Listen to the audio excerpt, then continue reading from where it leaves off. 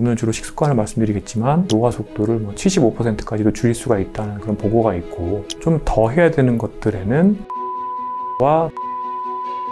를 좀 더 많이 먹어야 된다. 저도 식단 유랑을 했는데요. 스스로가 실천을 하면서 제가 안착한 것이 저속노화 식단이라는 겁니다. 젊은 사람들은 살도 빠지고 노년기에는 치매 발병도 예방을 할 수가 있고 노쇠도 예방을 할 수 있다는 것을 깨닫게 되었고, 이게 식욕을 멈추기가 되게 어려운 것 같아요. 왜 그런 걸까요? 반대 입장에서 제가 밖에 나가면, 오늘도 편의점에 조금 전에 들렸다 왔는데 먹을 게 없습니다. 정말 식품 사막에 와 있는 것 같은 느낌입니다. 제가 봤을 때는 가속노화 음식밖에 안 파는 것 같아요. 실제로 우리가 굉장히 쉽게 구할 수 있는 음식들이 대부분 단순당과 정제국물, 그리고 몸에 해로운 기름들로 점철되어 있는 음식들이라고 볼 수가 있는데요. 그러다 보니까 당연히 대부분의 사람들이 보통 우리가 쉽게 인터넷에서 살 수 있는 식자재들로 냉장고를 채워놓게 되면, 또 보관이 용이한 그런 가공식품들 이런 것들로 채우게 되면 냉장고에는 대개는 살찌는 음식밖에 없고 또 자극적인 음식들밖에 없게 마련입니다. 그런 음식들을 부르는 명칭이 있습니다. 초가공식품이라고도 하는데, 또 한편으로는 컴포트 푸드라고 해서 내가 스트레스를 받을 때 내 기분을 완화시켜 줄 수 있는 목적으로 우리가 소비하는 음식들이죠. 달고 짜고 기름지고 자극적인 음식들이 주로 이런 컴포트 푸드를 이루게 되는데, 이런 음식들을 먹게 되면 내 입에 들어가는 순간부터 기름맛, 단맛 이런 것들이 도파민, 그리고 엔돌핀, 그러니까 쾌락의 호르몬들을 분비하게 됩니다. 그런데 이런 즐거움은 굉장히 짧은 시간 동안만 나에게 일어나게 되고요. 이런 쾌락의 호르몬들이 사라지고 나면 내 뇌에서는 다시 편도체가 활성화되면서 나는 스트레스를 느끼게 됩니다. 그래서 장기적으로는 이런 컴포트 푸드들을 많이 섭취하게 되면 우울감이 더 심해지고, 또 장내 미생물도 나빠지게 되면서 또 식욕은 더 증가되고 몸의 염증은 증가되고 전반적인 스트레스 수준이 증가되는 것으로 많은 연구들이 보고를 하고 있습니다. 안타까운 것은 이런 컴포트 푸드들은 빠르게 혈당을 올리고 또 그 이후에 췌장에서 인슐린 분비가 이루어지면서 혈당이 다시 떨어지기 때문에 실제적으로는 내 몸의 포만감을 오랫동안 유지하지 못하게 되고요. 그래서 가짜 식욕이 더 증가되게 됩니다. 그래서 이런 컴포트 푸드들을 많이 먹으면 일시적으로는 기쁨을 느끼지만 장기적으로는 스트레스를 더 느끼게 될 뿐만 아니라 실제로는 식욕도 더 많이 증가되게 됩니다. 이런 기전들 때문에 안타깝게도 현대인들이 스트레스를 풀기 위해서 먹는 음식들을 먹게 되면 실제로 나는 배고픔을 더 느끼게 되고 식탐이 더 증가되게 됩니다. 그래서 저는 이런 것들을 가짜 식욕 또는 가짜 식탐을 일으키는 음식들이라고 말씀을 드리고 있습니다.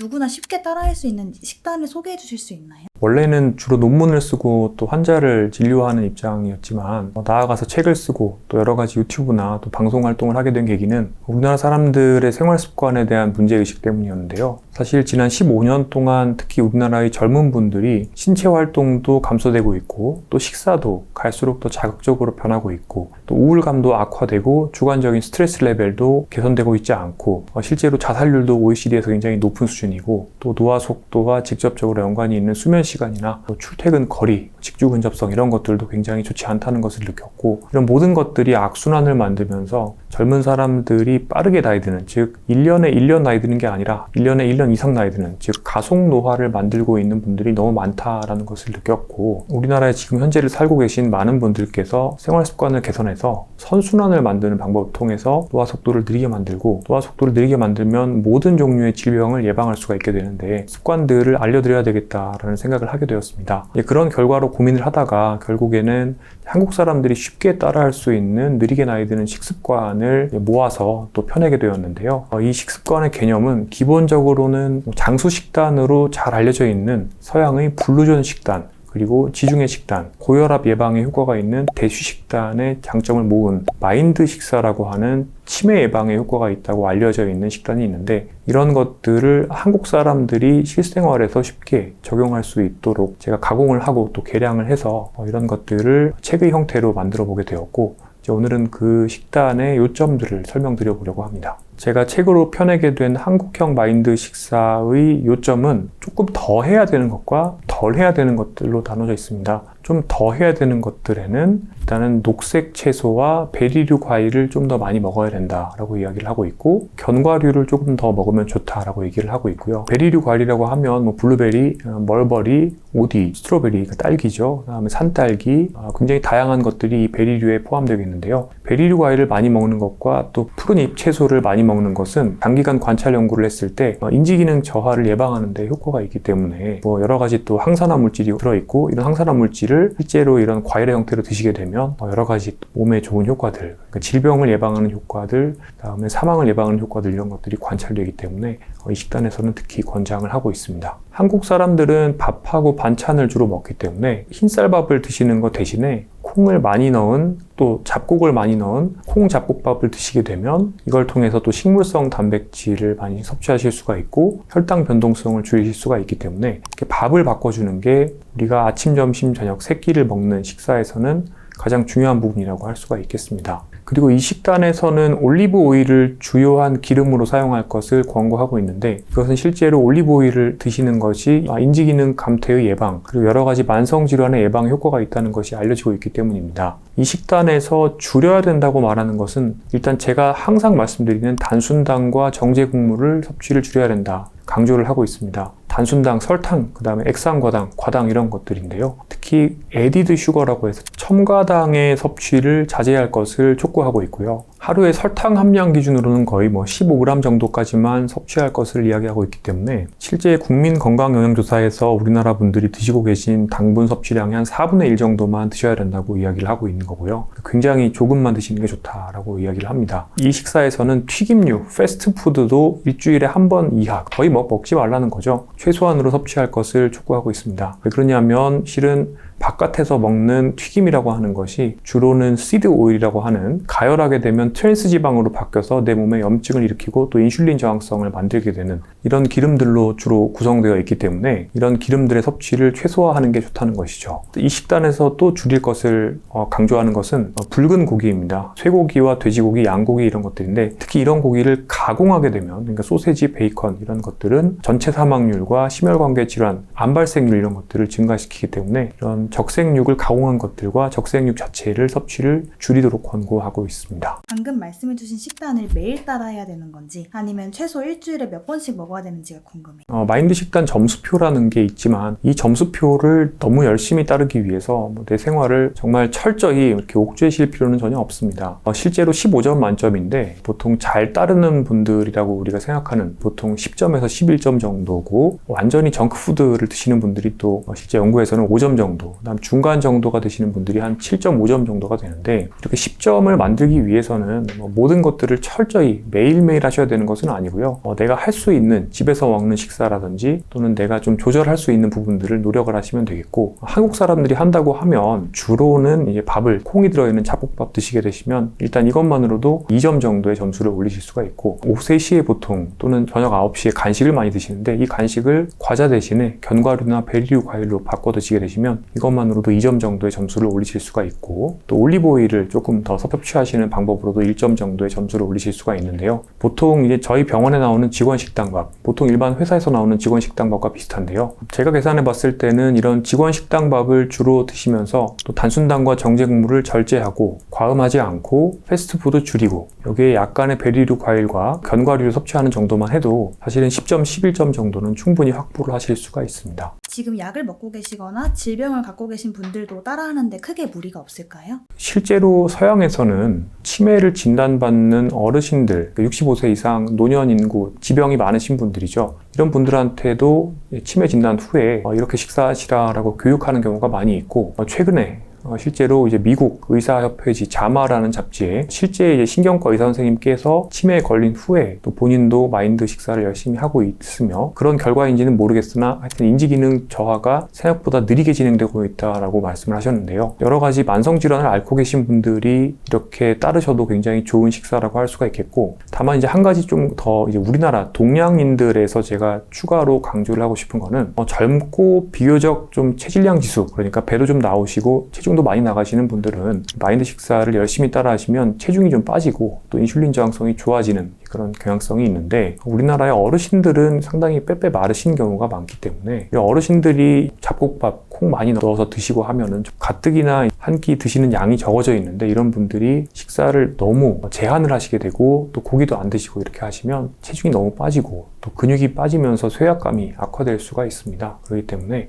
특히 65세 이상인 분들 또는 여성 같은 경우에는 이제 완경하신 분들은 충분한 동물성 단백질을 제가 말씀드리는 마인드 식사의 개념에 추가로 드셔주시는 게 좋겠고, 또 잡곡밥의 경우에는 콩은 비교적 소화가 잘 되지만 사실은 귀리나 통귀리나 아니면은 현미 이런 것들이 또 소화가 안 될 수가 있기 때문에 콩은 넣으시되 흰쌀밥을 충분히 넣으셔서 드시는 것도 좋겠고, 본인이 설사하지 않고 배 아프지 않고 또 충분히 견딜 수 있는 정도의 잡곡밥을 찾아보시는 게 좋겠습니다. 그러면은 카페인 같은 경우는 괜찮을까요? 카페인에 대해서는 마인드 식사나 또는 블루존 식사에서는 특별히 어떤 권장사항은 없기는 한데, 지금까지 나와 있는 대규모 임상 연구, 그러니까 관찰 연구 결과들을 보게 되면 블랙커피 기준으로 보통 한 잔에 100mg 정도의 카페인이 들어있다고 하는데, 하루에 4잔 정도까지의 커피 섭취는 전체적으로 심혈관계 사망과 전체 사망을 예방하는 데 효과가 있는 것으로 보이기 때문에 커피는 비교적 자유롭게 드셔도 상관없겠지만, 블랙커피를 드시거나 아니면 커피 믹스를 드신다고 하시면 요새 제로로 나오는 것도 있기 때문에 이렇게 드시는 게 낫겠고, 그리고 커피를 드시는 것이 또 수면에 지장을 주지 않는 선에서 드시는 것이 좋겠습니다. 노화는 눈에 보이지가 않다 보니까 이게 굳이 노화를 늦춰야 되는 이유가 있나 생각하실 것 같은데 어떻게 생각하시나요? 노화과학 가설, 영어로는 제로사이언스 하이포세시스라고 하는 개념이 있습니다. 노화라는 것은 속도인데 이 속도는 1년에 노화되는 정도가 2년이 될 수도 있고 또 0.5년이 될 수도 있는 겁니다. 또 이런 노화 속도가 한 사람 안에서도 조직 그리고 기관마다 차이가 나게 되는데, 이런 차이들이 결국에 내 몸에 쌓이게 됩니다. 인지 기능이 더 떨어진다, 또는 신체 기능이 더 떨어진다, 아니면 의학적으로 검사를 해서 확인할 수 있는 여러 가지 지표들이 나빠진다, 이렇게 볼 수가 있게 되지만, 이런 것들이 이제 중년기 이후가 되게 되면 내 몸의 질병 목록으로 나타나게 되고, 노년기가 되면은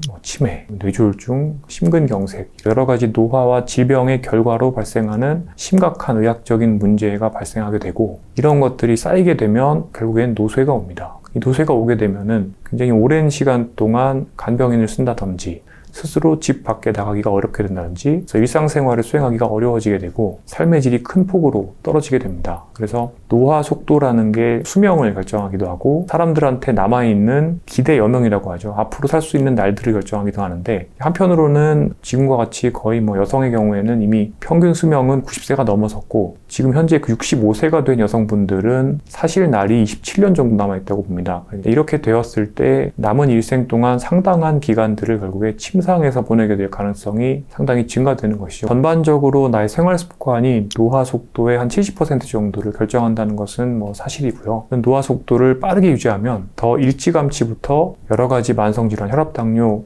그리고 고지혈증 이런 것들을 경험하게 되고, 더 일찌감치 치매를 경험하게 되고 또 노쇠를 경험하게 된다는 거죠. 그래서 실제 이제 식습관, 오늘 주로 식습관을 말씀드리겠지만, 식습관 같은 경우에도 어떤 연구를 보면 바이오마커 연구를 했을 때 절식을 하게 되면 실제 바이오마커에서 측정한 노화 속도를 75%까지도 줄일 수가 있다는 그런 보고가 있고, 또 실제 인지기능 감퇴 속도도 나의 건강한 식습관의 정도가, 예를 들어서 정크푸드 위주로 식사하시는 분들이 10년 동안 인지기능이 10년어치 감퇴가 된다고 하면, 오늘 제가 말씀드릴 저속노화 식단을 하시게 되면 인지기능 감퇴 속도를 75%까지 저감할 수 있다, 이런 연구들도 있습니다. 생활습관이 실제적으로 노화 속도에 큰 폭의 영향을 줄 수 있는 거기 때문에 월급쟁이 부자들 채널을 보시는 분들께서는 실제 투자에도 관심이 많으시지 않습니까? 투자를 어릴 때부터 일찍부터 시작을 해서 노후를 준비하게 되면 보다 일찍 복리 효과를 누리고 또 경제적 자유를 누리실 수 있는 것처럼, 이 노화라는 거는 내 몸의 DNA를 둘러싸고 있는 특정 소프트웨어들이라고 생각하시면 되는데, 이 소프트웨어를 어려서부터 느리게 나이 드는 방식으로 유지하시게 되면 그 효과는 굉장히 오랜 시간 동안 또 마찬가지로 복리 효과를 누리실 수가 있게 되고, 마지막 30년 동안은 굉장히 어떤 분들은 젊었을 때보다 더 좋은 인지기능과 신체 기능으로 삶의 질을 영위하실 수가 있게 됩니다. 그래서 돈만 있다고 노후를 즐길 수 있는 게 아니라 사실은 신체 기능, 인지 기능도 어느 정도 이상 남아 있어야 삶의 질을 누릴 수가 있게 되는데요. 그러기 위해서는 보다 이른 나이일 때부터 나의 노화 속도를 관리하는 것이 필요하겠습니다. 우선 제가 스스로 굉장히 실수를 많이 했습니다. 그동안 지난 한 30년 동안 저도 식단 유랑을 했는데요. 제가 고등학생일 때는 굉장히 뚱뚱했습니다. 그때는 저는 탕수육에다가 짜장면 이렇게 먹고 그대로 앉아서 공부할 때가 많았고요. 그래서 고3 때는 굉장히 비만했습니다. 그 이후에 제가 빠르게 다이어트를 해야 되겠다는 결심을 했는데 갑자기 왜 다이어트를 하게 되었냐면 사실은 제가 그때 대학에 떨어졌거든요. 그러고 나서 여러 가지 고민을 좀 해봤는데 이게 또 책도 많이 보고 하다 보니까 전반적인 생활 습관이 좋아지고 또 식사가 좋아지고 여러 가지 체형이나 내 몸의 컨디션이 좋아지면 자연스럽게 공부도 더 잘하게 되지 않을까 이런 생각을 했습니다. 그때부터 식단에 대해서 관심을 가지게 되었고 당시에는 다이어트라고 하면 그냥 칼로리만 적게 먹으면 되는 거라고 생각을 했기 때문에 제가 처음에 시도한 다이어트는 그냥 정말 방울토마토, 양배추, 채소만 먹고 하루에 1시간씩 운동하는 무식한 다이어트였습니다. 그렇게 해서 체중을 처음에 몇 달 만에 20kg를 뺐죠. 그 이후에 다시 이제 또 대학 생활하고 또 병원에서 매일 당직하는 전공의 생활도 하면서 다시 건강 상태를 크게 해친 적이 있었고요. 제가 내과 레지던트 2년차를 할 때였는데 그때 이제 병동에 환자가 안 좋다고 연락을 받고 병동이 12층, 13층에 있었고 저는 이제 컨퍼런스 때문에 지하 1층에 있었는데 엘리베이터가 빨리 안 오기 때문에 뛰어 올라가야 되는 상황이었습니다.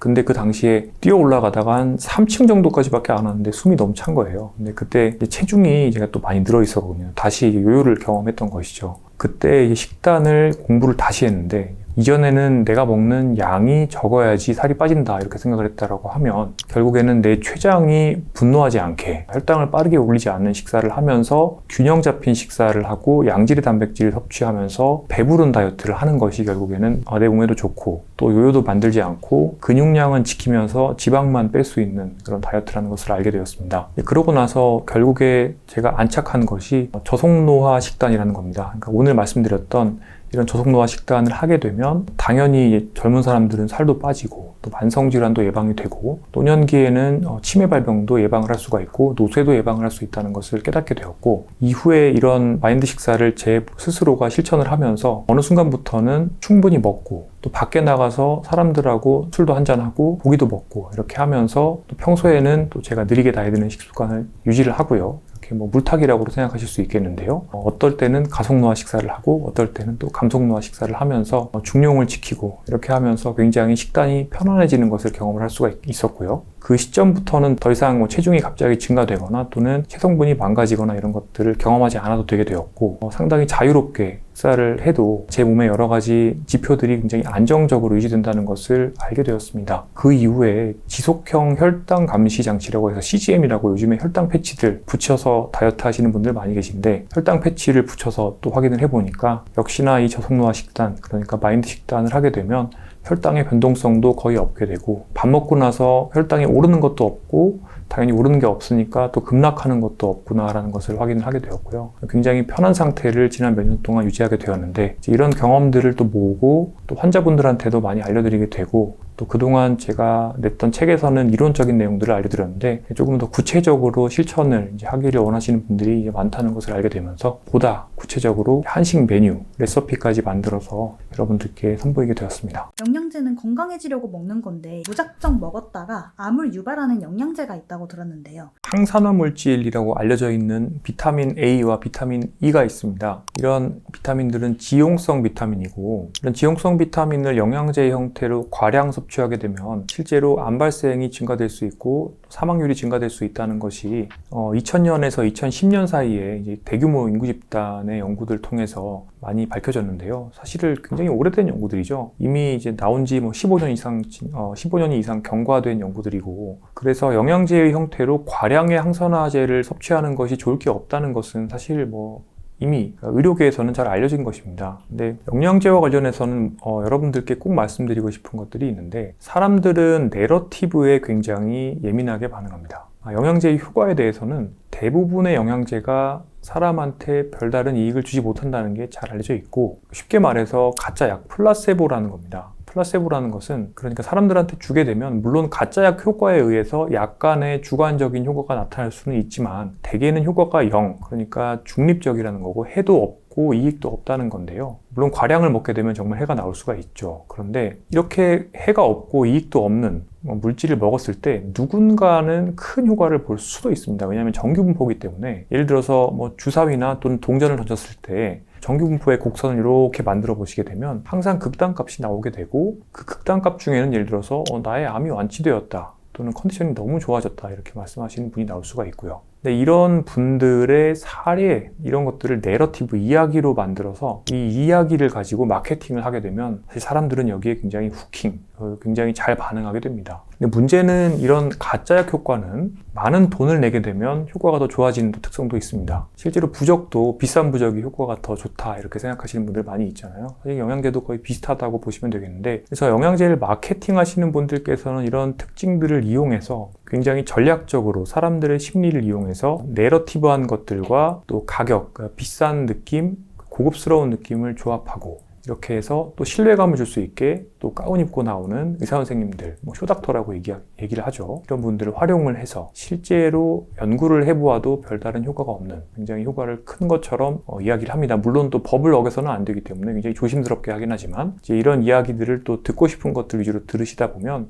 특정 영양제에 대해서 과신을 하시게 되시고 그러다 보면 영양제에 큰 돈을 쓰시는 분들이 늘어나게 되죠. 바쁜 와중에 이런 거라도 먹지 않으면 오히려 더 체력이 안 좋아지는 거 아닐까 생각하실 것 같은데 교수님 의견은 어떠신가요? 최근에 미국에서 흥미로운 연구 결과가 나왔습니다. 수십만 명을 분석한 것인데 종합 비타민을 드시는 분들이 드시지 않는 분들에 비해서 사망률을 개선하는 효과는 없고 오히려 종합 비타민 드시는 분들이 사망률이 유의하게 4% 정도 높았다라는 보고를 하였는데 이게 이제 자마 네트워크 오픈이라는 상당히 좋은 저널에 실렸습니다. 사실 국내 언론에서도 많이 다루었던 것인데요. 지금까지 연구 결과들을 종합을 해보게 되면 대개 멀티비타민 또는 영양제의 형태로 내가 미량 영양소, 비타민이나 미네랄들을 보충하게 되었을 때 그것이 어떤 질병을 예방하거나 사망을 예방하는 효과는 거의 없다는 것이 정설입니다. 하지만 이런 효과를 내가 보려고 하면 식품의 형태, 채소와 과일의 형태로 섭취를 하시게 되면 이런 효과를 누리실 수가 있습니다.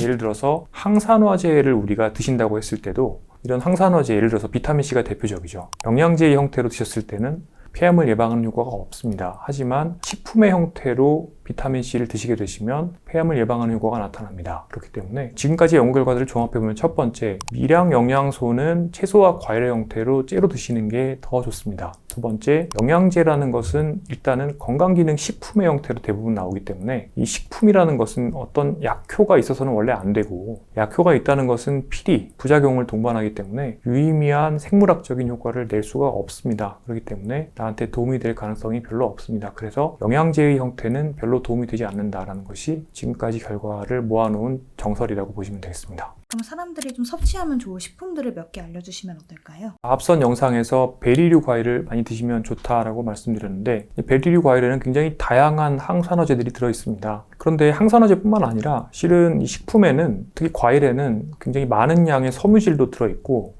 이런 섬유질이 몸에 들어오게 되면 장내 세균총을 좋게 만드는 효과가 있죠. 장내 세균총의 균형이 좋은 방향으로 바뀌게 되면 장내 세균총의 변화 자체만으로 내 몸에 염증이 줄어들 수도 있고요. 또 나의 식사 패턴, 그러니까 내가 좋아하는 음식의 취향이나 식욕이 바뀔 수도 있고요.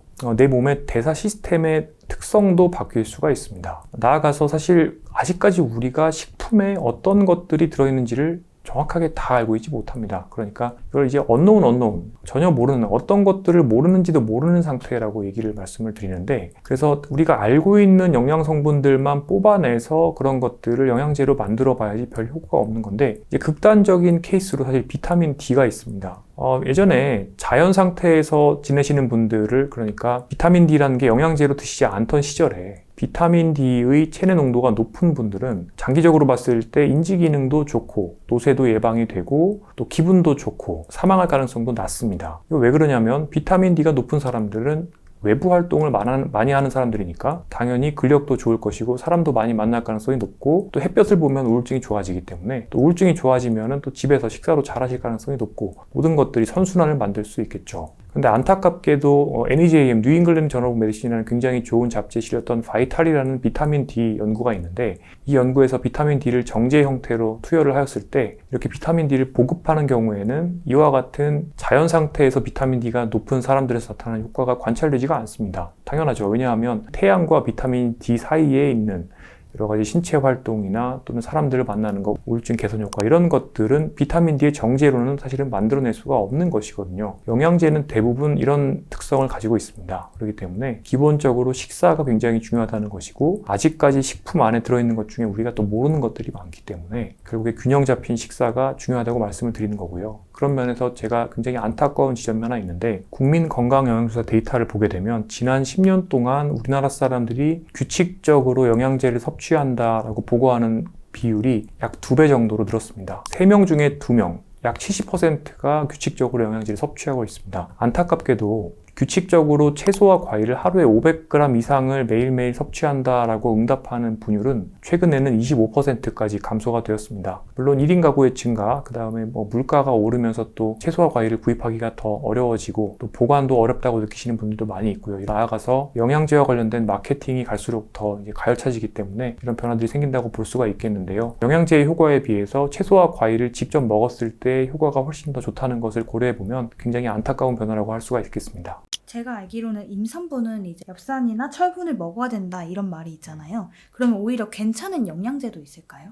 일단은 65세 이후에 내가 먹는 양이 정말 현저히 줄어들어서 미량 영양소를 못 따라간다라고 느끼는 분들이라고 하면 그런 분들께서는 대한노인병학회에서는 종합 비타민 한 알 정도는 드셔도 괜찮습니다 라고 말씀을 드리고 있고요. 그다음에 영양제는 원래는 어떤 질병이 있거나 특정 영양소가 부족할 수 있는 상황, 보급이 필요한 상황에는 섭취가 필요합니다. 임신을 경험하고 계신 상태라고 하면 엽산 보충이 필요하고 철분 보충이 필요합니다. 특히 여성분들은 월경하시기 때문에 철결핍 빈혈이 잘 생길 수가 있기 때문에 그런 경우라면 철분 보충이 반드시 필요하고요. 또 골감소증, 골다공증, 근감소증 등 이제 비타민 D와 관련된 문제가 있는 경우, 만성 콩팥병이 있어서 또 PTH가 증가되어 있는 경우, 이런 경우에는 이제 비타민 D의 보급이 필요할 수가 있습니다. 이런 것들은 의학적인 사유가 있는 것이죠. 위절제를 하였거나 또는 굉장히 장기간 메트포민이라는 성분의 항당뇨병 약제를 복용하신 분이라면 비타민 B12의 보급이 필요하고요. 오랜 기간 과량의 음주를 하신 후에 알코올성 간 질환이나 또는 알코올성 치매가 있는 분이라고 하면 당연히 비타민 B1의 보충이 필요할 수 있겠습니다. 이처럼 이제 의학적인 이유가 있는 경우라면 의사 선생님의 어떤 진료 또는 의사 선생님의 진단 하에 해당 영양소를 보충할 수가 있겠습니다만 대개 피로 회복 또는 어떤 특정 장기의 기능 개선을 목적으로 광고되는 예를 들어서 뇌 영양제나 또는 눈 영양제, 간 영양제, 관절 영양제, 피부 영양제, 항산화제 이런 것들은 실제로 임상적인 효과가 미미하거나 또는 없다는 것이 굉장히 다양한 연구들을 통해서 입증되어 있는 경우가 많고 환자분들께서는 이런 영양제들을 정말 10가지, 20가지씩 드시면서 리스트업을 해오시는 경우가 많이 있는데 대개는 큰 또 부작용을 만들지는 않기 때문에 또 정말 부적처럼 그 효과를 느끼신다고 하면 제가 정말 억지로 드시면 큰일 납니다 이렇게 말리지는 않지만 가뜩이나 약도 많이 드셔야 되는 분들이시고 영양제도 또 억지로 많이 드셔야 되는 상황이라면 가능한 한 꼭 필요한 것들을 제외하면 정리를 하시라고 말씀을 드리고 있고 또 이런 영양제들이 굉장히 비쌉니다. 그렇기 때문에 영양제를 구입하실 돈으로 사실은 운동을 배우시거나 아니면 채소와 과일을 드시는 것이 훨씬 낫다라고 말씀을 드리고 있고 노년기에는 또 그 돈으로 차라리 고기 사서 드시는 게 훨씬 낫습니다 라고 말씀드리고 있습니다.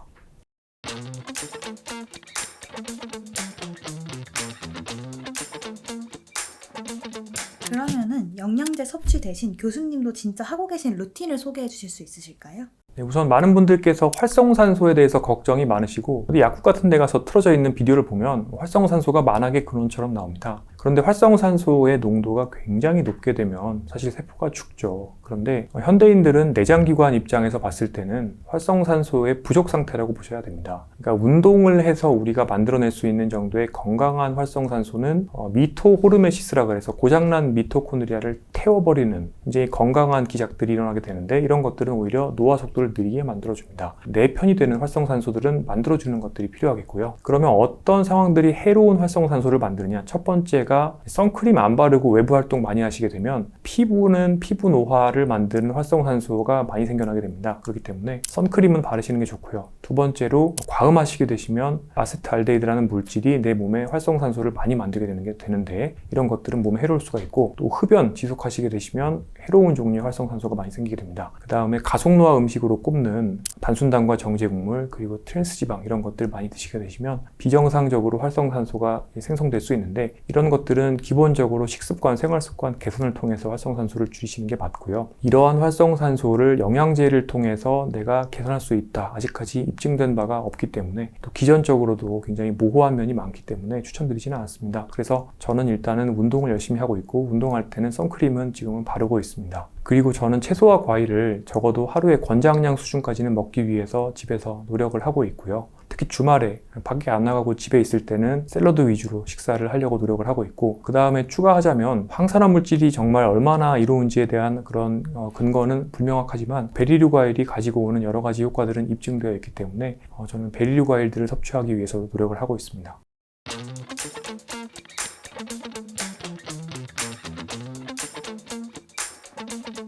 네, 저는 대규모 인구 집단에서 사람의 노화 궤적을 연구하는 것을 좋아하고 진료를 하면서는 한 분 한 분을 사람 중심으로 그러니까 그분이 가지고 계신 질병의 목록과 드시고 계신 약의 목록과 또 기능적인 문제 목록을 전체적으로 종합해서 보는 편입니다. 노인의학적 진료의 기본이 되는데요. 물론 요즘에는 이제 진료 시간이 많이 부족해져서 굉장히 간단한 환자분들은 좀 빠르게 진료를 할 때도 있습니다. 그럼에도 불구하고 제가 프리뷰를 외래 보기 전에 항상 하는데 그럴 때는 그분이 가지고 오신 CD나 또 영상들로 최대한 챙겨보려고 노력을 합니다. 그러다 보면 한 분의 질병 목록 또는 혈액검사에서 보이는 이상소견이나 드시고 계신 약의 목록이나 아니면 그분의 척추의 형태 이런 것들이 그분이 그동안 어떤 습관을 만들어 오셨는지가 다 누적이 되어 있구나라는 생각들을 많이 하게 됩니다. 그래서 조금 더 경각심을 가지게 되는 것 같아요. 아직 내가 어릴 때는 지금 내가 가지고 있는 어떤 습관이 나중에 50년 뒤에 어떤 모습을 가지고 오게 될지에 대해서 잘 모를 수밖에 없습니다. 그런데 실은 저는 이제 황토길에서 맨발 걷기 하는 어르신들 봐도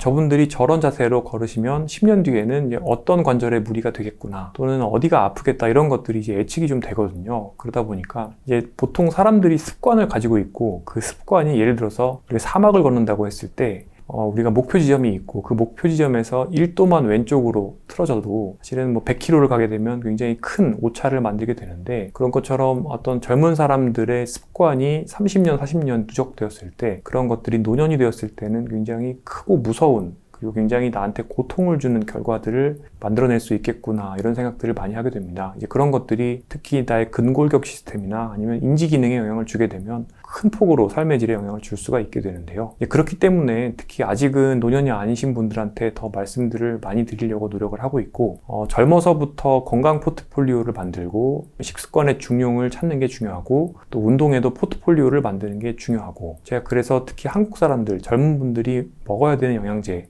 챙겨야 되는 영양제는 항상 잠, 그리고 운동 습관, 스트레스 관리 이런 게 있고 채소 과일 먹기 이런 것들이 있다고 말씀드린 이유가 이런 습관들을 마치 영양제처럼 일찌감치 습관으로 만들게 되면 장기적으로는 이런 것들이 나의 몸과 마음의 건강에 이제 큰 긍정적인 영향을 줄 수가 있고 정말 70대, 80대가 되었을 때 굉장히 많은 부분 도움을 줄 수가 있기 때문입니다. 그래서 지금 당장 많은 분들께서는 나의 노년의 모습을 예측하기는 어려우시겠지만 여러 가지 그동안 제가 말씀드렸던 내용들 또 영상들 또 책들을 통해서 생활 습관을 점검을 해보시고 굉장히 쉬운 답, 그러니까 영양제 하나를 먹으면 내 문제가 해결되지 않을까 이런 것들은 굉장히 쉬운 답이 되는데 이런 쉬운 답은 사실은 큰 도움을 주지 못합니다. 그런 것들이 아니라 조금 더 근본적인 구조 개혁을 일찍부터 나에게 시작을 해서 조금 더 크고 또 전면적인 효과들을 누려보시면 좋겠습니다. 이 근육은 조금 더 근본적으로 젊었을 때부터 내가 가지고 있는 근력이나 근육량을 관리해주지 않게 되면 사실 중병치레하거나 또는 노년기가 되었을 때는 굉장히 큰 고통을 겪을 수가 있습니다. 이게 왜 그러냐면 사람이 걷는데 대략 선풍기 하나 정도를 켜는 60W 정도의 다리의 출력이 필요한데요. 이 정도가 안 나오는 상태까지 근력이 떨어지게 되면 보통 우리가 침상 생활을 하게 되면 하루에 1%씩 복리로 근력이 빠지게 되는데요. 열흘 정도 근력이 빠지게 되면 그러니까 암 수술을 받거나 아니면 항암 치료 받느라고 입원해서 열흘 정도 입원하는 상황이 벌어진다고 가정을 해보면요. 30% 정도까지 근력이 떨어질 수가 있고요. 젊었을 때 근육에 내가 적금을 안 들어놓게 되면 이 선풍기 하나 켤 수 있는 정도의 출력이 안 나와지는 상황이 되게 되면 그때는 이제 악순환으로 침상으로 갈 수가 있습니다. 걸어 다닐 힘이 없기 때문에 못 걷고 그러니까 근육 유지가 안 되고 그러면서 더 더 근력은 빠지게 되고 그러면 이제 침상에서 나오지를 못하게 되는 거죠. 그래서 침상 생활 기간이 길어지면서 결국에는 이제 침상에서 못 나오고 누군가가 수발을 들어줘야 되는 상황으로 갈 수 있기 때문에 그래서 항상 어느 정도 이상 근육 현금 또는 근육 연금을 들어놓을 필요가 있다고 저는 말씀을 드리는데 그래서 뭐 근테크라고 말씀을 많이 드리죠. 재테크처럼 마치 이 근육의 현금을 미리미리 많이 쌓아 놓아야 된다는 개념이고요. 또 근육은 대사기관으로서도 굉장히 중요한 역할을 합니다. 우리가 밥을 먹었을 때 사실은 근육은 기본적으로 약간의 인슐린 저항성이 있어서 탄수화물이 근육으로 갈 수 있는 고속도로는 제가 보통 뭐 한 1차선에서 뭐 1.5차선 이 정도밖에 안 되고 그 상황에서 만약에 흰쌀밥을 많이 먹게 되면 췌장에서 인슐린을 많이 분비하게 되면 비교적 지방의 경우에는 인슐린 저항성이 낮은 편이기 때문에 지방으로 가는 고속도로는 평소에는 1차선, 2차선이다가 인슐린 나오면 이게 8차선, 뭐 16차선 이렇게까지 확장이 될 수 있는 거예요. 그러다 보면 내가 평소에 근력 운동을 안 하고 근육의 인슐린 저항성을 만들어 놓은 상태로 살게 되면 똑같은 음식을 먹어도 배만 나오고 그러다가 살 빼야 된다라고 생각을 해서 아침 굶거나 아니면 칼로리 줄이게 되면 그때는 근육만 축나는 상황이 벌어지죠. 지금 현재 우리나라 살고 있는 젊은 사람들이 대부분 이 상황에 빠져 있다고 볼 수가 있고요. 남성은 절반 정도가 비만, 여성은 절반 정도가 비만 또는 마른 비만입니다. 여성의 평균 체지방률이 젊은 사람들의 경우 30% 정도가 나오기 때문에 실제로 제가 말씀드린 이런 상황에 빠져 있다고 볼 수가 있고 한마디로 우리가 얼만큼 그동안 근육의 건강을 관리를 하고 있지 않았는지를 짐작해 볼 수 있게 되는 대목입니다. 이런 상태가 유지가 되면 밥을 먹으면 말씀드린 것처럼 배는 나오고 굶게 되면 근육은 빠지고 이런 상황이 반복되면 똑같은 음식을 먹어도 근손실 나는 느낌을 느끼게 되고 그렇기 때문에 남들보다 단백질을 더 먹어줘야지 근손실감이 덜해지게 되고요. 또 한편으로는 이런 상황은 당연히 대사질환으로 연결됩니다. 그러니까 젊은 당뇨 환자, 젊은 이상지질혈증 환자, 젊은 고혈압 환자가 빠르게 늘고 또 젊은 치매 환자도 빨리 늘어요. 젊은 치매 환자가 지난 10년 동안 뭐 거의 4배까지 늘었다고 하고요. 또 지난 30년 동안 젊은 암 환자도 75% 늘었다고 이야기를 하죠. 이런 모든 것들이 사실은 그동안 우리가 얼마나 근육 건강에 소홀했는지를 방증한다고 볼 수 있겠고요. 그래서 먹는 것도 물론 개선이 필요하지만 우리가 몸을 어떻게 쓰고 또 근육을 어떻게 유지하는지도 굉장히 중요하다고 볼 수 있겠습니다. 보통 30대 중반부터 근력이 1년에 1%씩 줄어든다고 이야기를 하고요. 복리입니다. 그러니까 10년이 되면 한 30%까지도 줄어들 수 있는 거죠. 그리고 60대가 넘어가면 근력이 1년에 3%까지도 감소될 수 있다. 이렇게 통계 데이터가 나와 있습니다. 그런데 이 근력이 떨어져서 어느 정도 이상의 상황이 되면 그때부터는 이제 걷는 것이 어렵게 되고 극단적인 상황에서는 뭐 내가 옷을 입는 것도 어렵게 되고 또 침대에서 일어나서 화장실 가는 것도 어렵게 됩니다. 그러다 보면 누군가가 수발을 들어줘야 되는 상황인데 통계 데이터를 봤을 때는 젊었을 때의 피크 근육량에서 한 10kg 정도를 잃게 되면 그때부터는 간병 부담이 생길 만큼 근감소증에 가까워진다라고 생각을 하고 있고 그래서 제가 예전 책에서 1kg의 근육량 손실이 대략 1,300만 원 정도의 가치가 있다라고 말씀을 드렸는데 지금은 간병비가 굉장히 많이 올랐고 사실 24시간 간병비는 뭐 한 달에 600만 원씩 들고요. 또 간병인을 쓰시면서 생을 유지하시는, 삶을 영위하시는 기간도 예전에 비해서 의료기술의 발달로 인해서 늘어났기 때문에 실제로는 이제 근력의 저하 또는 근육량 감소가 가지고 오게 되는 나의 경제적 손실은 사실 1kg에 1,300만 원보다 훨씬 더 많을 거라고 생각이 됩니다. 제가 최근에 계산했던 것이 24시간 간병을 써야 되는 상황이 되게 되면 예금 금리 4%로 봤을 때는 20억 정도의 현금성 자산이 있어야지 간병비를 세후 이자 소득으로 낼 수가 있게 되고요. 지금처럼 뭐 3% 정도라고 하면 거의 30억 정도의 자산이 있어야지 간병비를 원금 손실 없이 댈 수가 있게 됩니다. 그렇기 때문에 결국에 간병을 쓰게 되는 가장 큰 인자가 첫 번째가 이제 신체 기능, 두 번째가 인지 기능이라고 생각을 하시게 되시면 결국에는 젊어서부터 근테크를 잘 하시고 또 저속노화 식사를 하시면서 내 몸의 노화 속도와 또 내 뇌의 노화 속도를 느리게 만드는 게 굉장히 중요하다고 볼 수 있겠습니다. 내가 지금 근육량이 빠지고 있다, 혹은 부족하다는 것을 알 수 있는 신호 같은 게 있을까요? 실은 젊은 성인이라고 하면 체성분 측정기, 뭐 인바디도 있고 다른 기계들도 많이 있는데 이런 체성분을 측정했을 때 어느 정도는 정상적인 근육량이 나와줘야 됩니다. 굉장히 근육량이 부족하게 되면 아마 의사 선생님들한테 또는 건강검진 받고 나면 근감소증이 있으시네요 라고 들으실 건데요. 실제로 우리나라 노년에서 적용하게 되는 근감소증 기준을 젊은 성인 여성에 적용해보면 상당수가 근감소증에 부합하는 정도의 근육량을 가지고 계십니다. 젊은 여성분들도 이제 근감소증으로 많이 의뢰를 오시긴 하셨는데 실제 이제 데이터를 보게 되면 젊은 특히 여성의 근감소증은 우려스러운 상황이라고 볼 수 있습니다. 근육량도 그렇고요. 또 근기능도 그렇고요.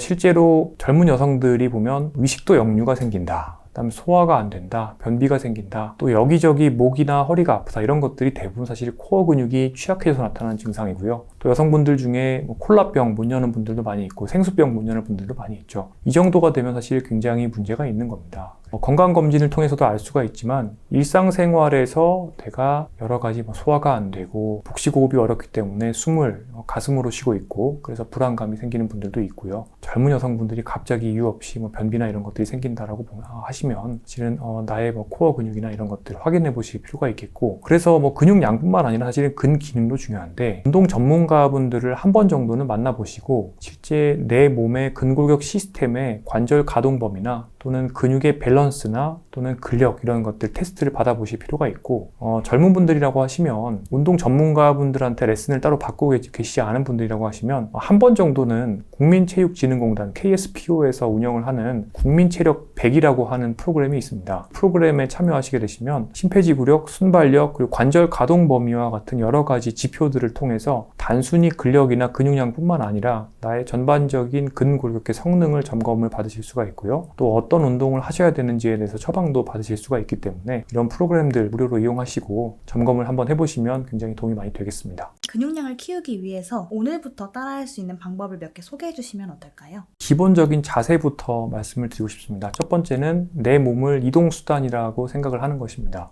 그래서 가까운 거리는 계단으로 이동을 하시는 게 좋겠고 저는 계단을 운동기구라고 생각을 하고 다니기 때문에 보통 하루에 최소한 30층 이상 정도는 위로 오르고 있다라고 보시면 되겠고요. 그 다음에 또 가까운 거리는 걸어서 다니시면 굉장히 좋고요. 오늘 제가 이 영상 찍으러 올 때도 저는 역삼역에서부터 걸어서 왔는데요. 이렇게 걸어 다니시면 당연히 신체 활동이 많아지게 되고 이런 것들이 기본적으로 근육 건강 유지하는 데 도움이 됩니다. 하지만 방금 말씀드린 이런 이동 활동은 운동이라고 하기에는 조금 부족합니다. 운동이라고 미국 스포츠의학회 ACSM에서는 분류하기 위해서는 유산소 운동은 대략 내가 앉아있는 것의 5배에서 9배 정도의 에너지를 사용하는 것, 그러니까 땀이 날 정도의 유산소 운동을 하는 것, 그리고 그 운동을 할 때는 약간 숨이 찬 정도의 불편감을 느끼는 정도의 운동이 되어야 되는데 조깅을 한다거나 느리게 수영을 한다거나 또는 자전거를 중속 정도로 탄다거나 이 정도의 활동이라고 볼 수가 있겠습니다. 이런 유산소 운동을 WHO나 이제 미국 스포츠의학회에서는 일주일에 150분, 그러니까 2시간 반이죠. 그 정도는 해줘야 된다라고 말씀을 드리고 있습니다. 안타깝게도 전 세계에서 이 정도의 운동량을 실천하는 비율로 따졌을 때 우리나라는 꼴찌에서 5등 정도 합니다. 북한보다도 훨씬 못하고요. 결국에 전 국민이 운동을 다 안 하고 있다라고 보시면 되겠는데 시간이 굉장히 많이 없으시지만 그럼에도 불구하고 이런 유산소 운동을 해주시게 되면 특히 치매 예방 효과도 있고 모든 만성질환을 예방하는 효과가 있고 또 기분이 좋아지는 효과, 불안이 좋아지는 효과가 있기 때문에 기전적으로 봤을 때는 뇌세포가 재생되는 여러 가지 BDNF와 같은 좋은 호르몬들이 나온다라는 관찰도 있기 때문에 이런 운동에 대해서 투자하시는 것은 아끼지 않으시는 게 좋겠고요. 젊은 분들은 이런 유산소 운동을 많이 하시는 게 좋고 유산소 운동을 많이 하시면 실제로 노화 시계를 느리게 만들 수가 있습니다. 하지만 6070으로 가면 갈수록 근력 운동의 비중을 높이시는 게 좋습니다. 근력 운동이라고 하면 헬스장에서 무거운 어떤 기구를 들어야 되느냐 그런 것이 아니라 코어 운동을 중심으로 전반적인 내 몸의 근육들을 다 자극해주는 맨몸 운동들부터 시작을 해주시면 되겠고 이런 운동들을 습관으로 만들어 주시고 나이가 들면 들수록 조금 더 근력 운동의 비중을 높여주시면 좋겠고요. 또 이 채널은 아무래도 또 3040 여성분들이 많이 보실 텐데